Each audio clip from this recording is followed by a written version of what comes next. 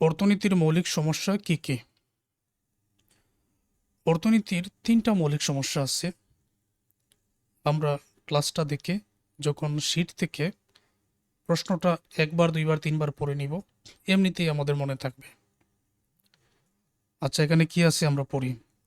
অর্থনীতি মূলত সীমিত সম্পদ দিয়ে মানুষের অসীম চাহিদা পূরণ নিয়ে কাজ করে। এই কারণে প্রতিটি ব্যক্তি, সমাজ ও রাষ্ট্রকে কিছু মৌলিক অর্থনৈতিক সমস্যা মোকাবেলা করতে হয়। নিচে অর্থনীতির তিনটি প্রধান মৌলিক সমস্যা আলোচনা করা হলো। 1 নম্বর, কি উৎপাদন করা হবে। যেহেতু সম্পদ সীমিত, তাই কোন পণ্য বা সেবা উৎপাদন করা হবে, তার পরিমাণ কত হবে, এই সিদ্ধান্ত নিতে হয়। উদাহরণ, খাদ্য উৎপাদন বেশি হবে নাকি গৃহ নির্মাণ সামগ্রী, ওষুধ না খেলনা। কি উৎপাদন করা হবে, এটা খুঁজে বাইর করতে হয়। এটা হলো অর্থনীতির একটা মৌলিক সমস্যা এবং প্রধান মৌলিক সমস্যা। 2 নম্বর, কিভাবে উৎপাদন করা হবে। যে পদ্ধতিতে উৎপাদন হবে, মানব শ্রম নির্ভর নাকি যন্ত্র নির্ভর, এটা উৎপাদন করা হবে কিভাবে সেটা ঠিক করতে হয়। যেমন কৃষিকাজে গরু দিয়ে চাষ হবে। যদি কৃষিকাজ করতে হয় তাহলে গরু দিয়ে চাষ হবে নাকি ট্রাক্টর দিয়ে। মানব শ্রম নির্ভর নাকি যন্ত্র নির্ভর। গরু দিয়ে চাষ করতে গেলে মানুষ লাগবে, আর ট্রাক্টর দিয়ে চাষ করতে গেলেও মানুষ লাগবে, তবে এটা যন্ত্র নির্ভর। কাদের জন্য উৎপাদন করা হবে। 3 নম্বর, এটা উৎপাদিত পণ্য বা সেবা সমাজের কোন শ্রেণীর মানুষের জন্য বরাদ্দ হবে, ধনী দরিদ্র, শহরবাসী নাকি গ্রামবাসী। তো কাদের জন্য উৎপাদন করা হবে এটা ঠিক করতে হয়, খুঁজে বাইর করতে হয়। এটা হলো 3 নম্বর সমস্যা। তাহলে তোমাদের কি মনে থাকবে না? 1 নম্বর, কি উৎপাদন করা হবে। 2 নম্বর, কিভাবে উৎপাদন করা হবে। 3 নম্বর, কাদের জন্য উৎপাদন করা হবে। আচ্ছা, এটি বন্টনের সমস্যা হিসাবে পরিচিত।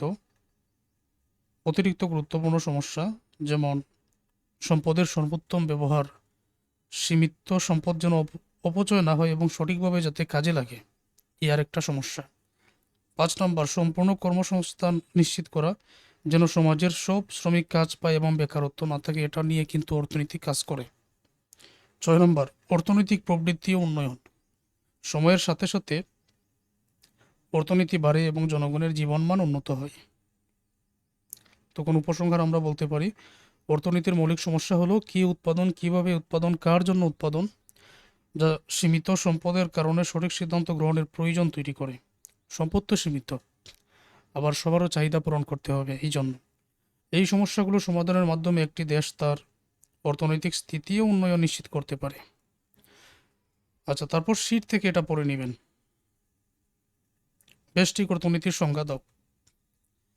ব্যষ্টিক অর্থনীতির সংজ্ঞা। ব্যষ্টিক অর্থনীতি হলো অর্থনীতির সেই শাখা যেখানে ব্যক্তি, পরিবার, ব্যবসা প্রতিষ্ঠান এবং একটি বাজারের ক্ষুদ্র এককগুলোর আচরণ ও সিদ্ধান্ত বিশ্লেষণ করা হয়।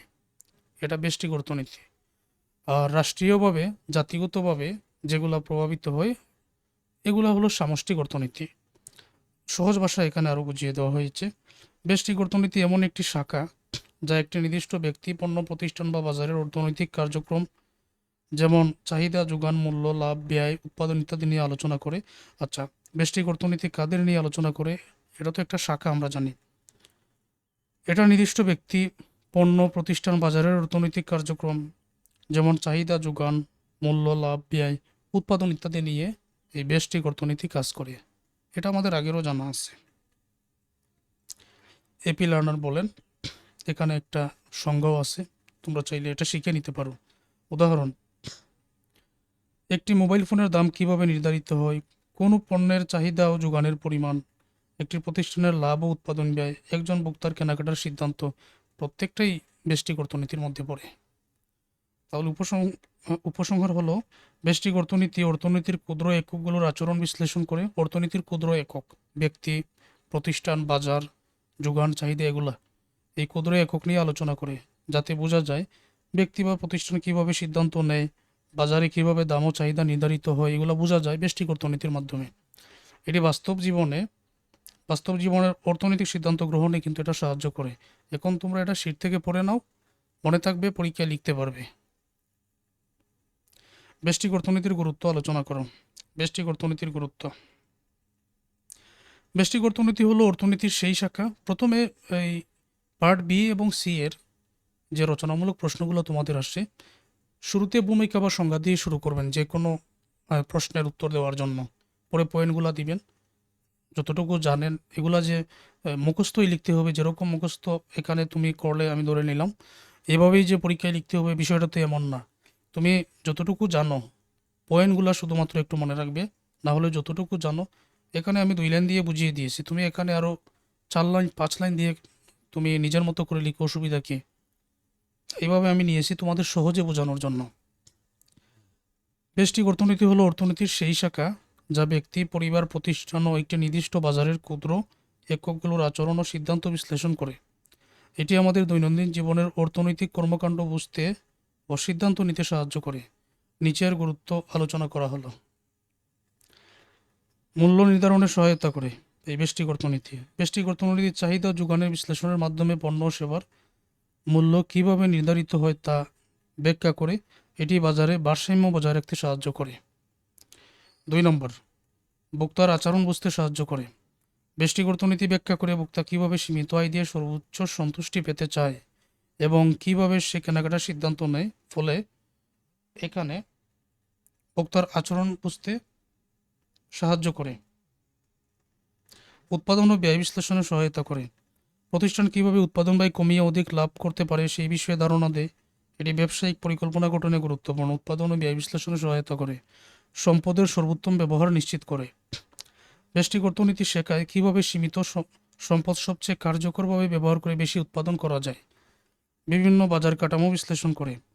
প্রতিযোগিতামূলক বাজার, একচেটিয়া বাজার, অলিগোপলি বাজারে কীভাবে দাম নির্ধারিত হয় বা প্রতিযোগিতা চলে তা বিশ্লেষণ করে এই ব্যষ্টিক অর্থনীতি।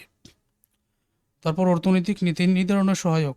কর, ভর্তুকি, ন্যূনতম দাম নির্ধারণ, মূল্য নিয়ন্ত্রণের ক্ষেত্রে সরকার ব্যষ্টিক অর্থনৈতিক বিশ্লেষণ ব্যবহার করে সঠিক সিদ্ধান্ত নেয়। দৈনন্দিন জীবনে সিদ্ধান্ত গ্রহণে সহায়তা করে। একজন ব্যক্তি বা পরিবার কোন পণ্য কিনবে, কত পরিমাণে কিনবে, কিভাবে খরচ করবে, এসব ব্যষ্টিক অর্থনীতির বিশ্লেষণ থেকে শিখতে পারে। উপসংহার হলো, ব্যষ্টিক অর্থনীতি ব্যক্তি, প্রতিষ্ঠান, বাজার সম্পর্কিত ক্ষুদ্র অর্থনৈতিক আচরণ ব্যাখ্যা করে।